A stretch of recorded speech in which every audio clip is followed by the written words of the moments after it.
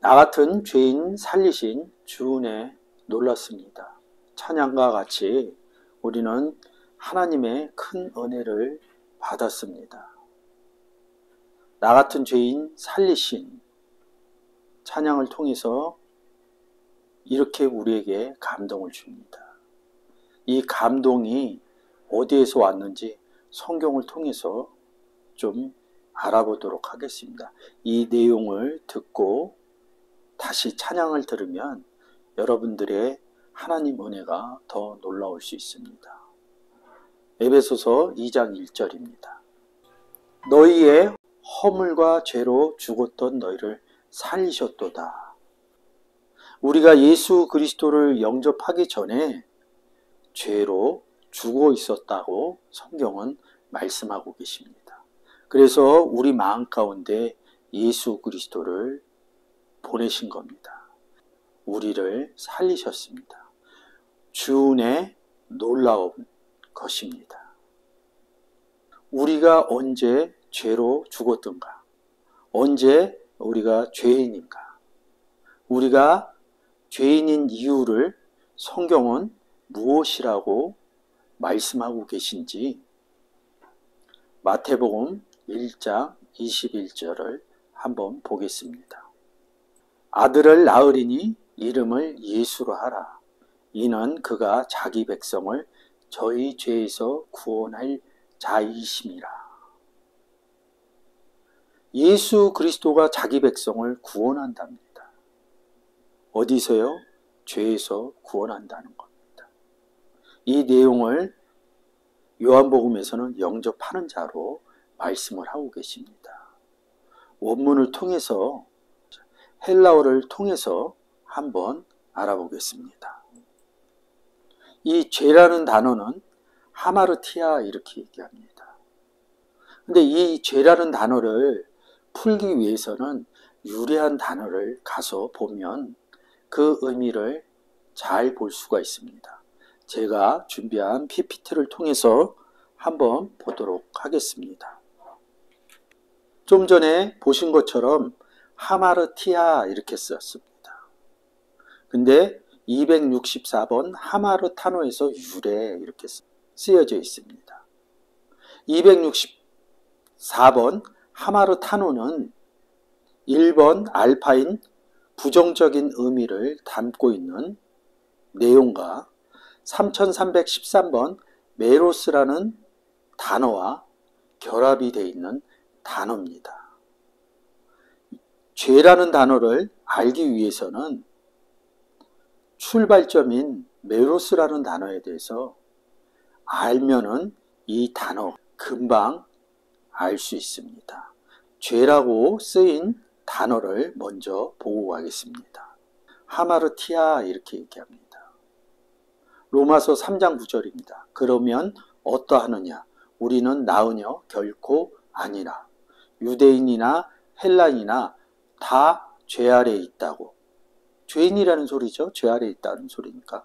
우리가 이미 선언하였느니라. 기록한 바 의인은 없나니 하나도 없으며.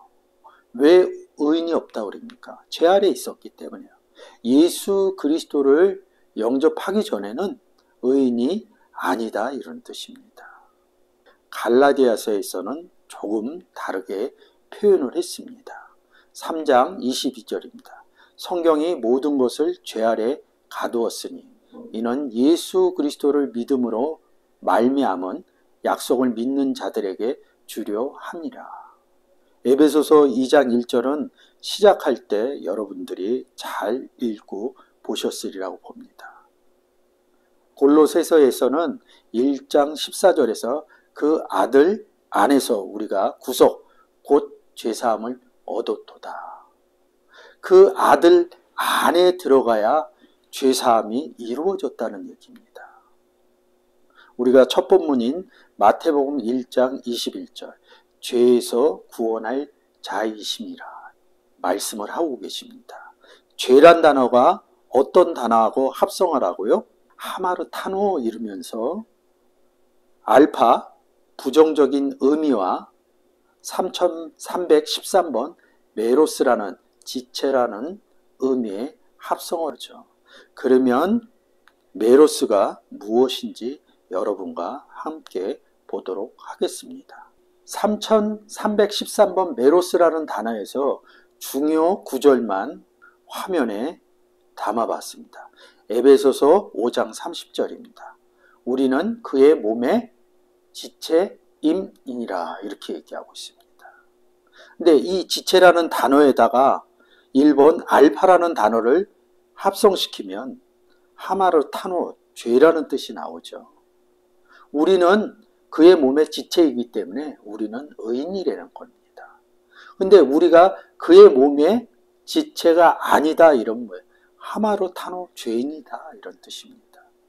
예수 그리스도께서 우리 마음 가운데 오셨다는 것은 우리 몸 가운데 온 것이고, 우리가 그리스도 예수 안에서 이렇게 얘기할 때는 그리스도 몸 안에서 이렇게 얘기하는 겁니다. 그래서 우리는 그의 몸의 지체임이니라.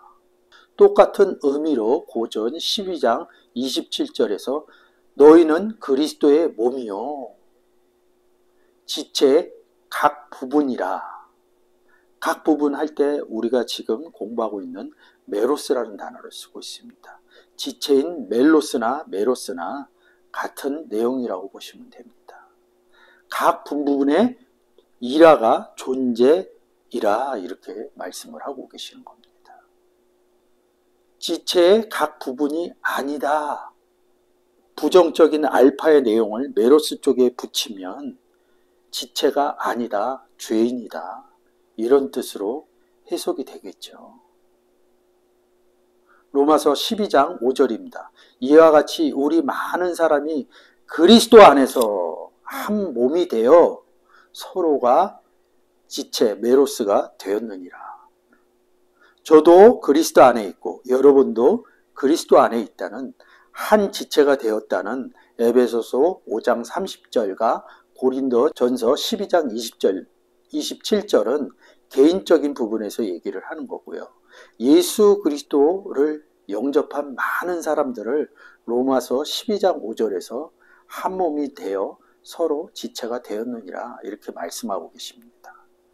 고린도전서 12장 19절입니다. 만일 다 한 지체뿐이면 몸은 어디뇨? 이제 지체는 많으나 몸은 하나니라. 같은 내용으로 에베소서 4장 25절에서 그런즉 거짓을 버리고 각각 그 이웃으로 더불어 참된 것을 말하라. 이는 우리가 서로 지체가 됨이라. 메로스를 가지고 여러분들에게 같은 지체냐, 한 몸에 들어간 지체냐 아니냐 이렇게 보면 죄인이다 그럴 때는 그리스도 몸의 지체가 아닐 때 죄인이다 이렇게 얘기합니다.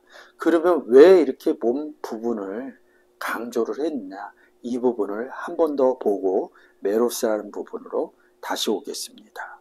고린도전서 6장 19절에서 예수 그리스도를 우리에게 준 것을 이렇게 말씀하십니다. 너희 몸은 너희가 하나님께로 받은 바 너희 가운데 계신 성령의 전인지 알지 못하느냐. 너희는 너희 것이 아니라 이렇게 얘기합니다. 너희는 누구 것입니까? 너희는 그리스도 것이요 그리스도는 하나님의 것이라 이렇게 성경은 얘기하고 있습니다. 너희 몸, 소마라는 단어는 소조라는 4982번 단어에서 유래를 합니다. 구원하다 이런 뜻이죠.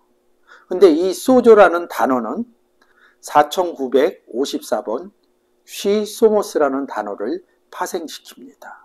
에베소서 3장 6절에서 함께 지체가 되고, 에베소서 4장 1절에서부터 6절 제가 읽어보겠습니다. 그러므로 주 안에 갇힌 내가 누굽니까? 바울이죠. 왜 주 안에 갇혔다고 그럽니까? 주 안에 들어갔기 때문에 갇혔다 이런 표현을 씁니다. 너희를 권하노니 너희가 부르심을 입은 부름에 합당하게 행하여 모든 겸손과 온유로 하고 오래 참음으로 사랑 가운데서 서로 용납하고 평안에 매는 줄로 성령에 하나 되게 하신 것을 힘써 지키라. 몸이 하나요. 그래서 몸이 하나라고 그럽니다. 성령이 하나요.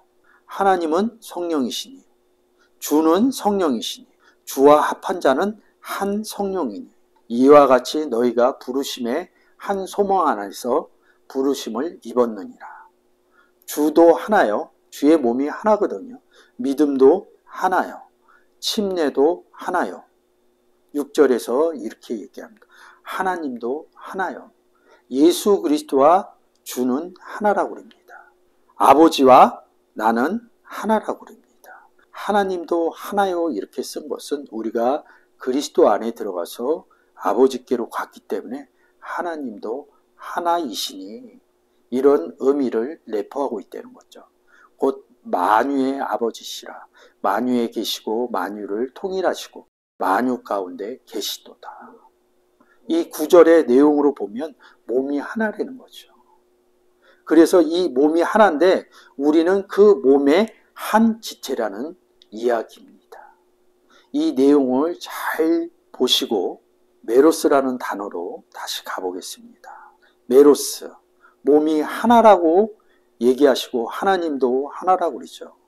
우리가 예수 그리스도를 영접한 게 그의 몸이 지체가 됐다는 법입니다. 다시 한번 에베소서 5장 30절 우리는 그의 몸의 지체임이라. 죄인은 우리는 그의 몸의 지체가 아니라 반대로 얘기하면 하마르타노 이런 뜻이 있는 겁니다. 고린도전서 12장 27절 너희는을 우리로 바꿔보겠습니다. 우리는 그리스도의 몸이요 지체의 각 부분이라. 하마르타노는 뭐라고요? 부정적인 알파와 메로스라는 단어의 합성어죠. 그 내용을 보면 너희는 그리스도의 몸이 아니다. 지체의 각 부분이 아니라 이렇게 얘기할 수 있겠죠.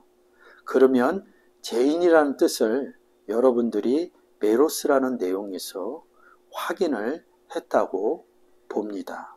하마르타노라는 단어는 메로스가 아니다 이런 뜻에서 보면 죄인이라는 내용은 예수 그리스도의 지체가 안 된 사람, 곧 예수 그리스도를 영접한 사람이 아니라 영접하지 못했다는 뜻의 단어가 이야기해주는 부분에서 우리가 찾아볼 수 있습니다.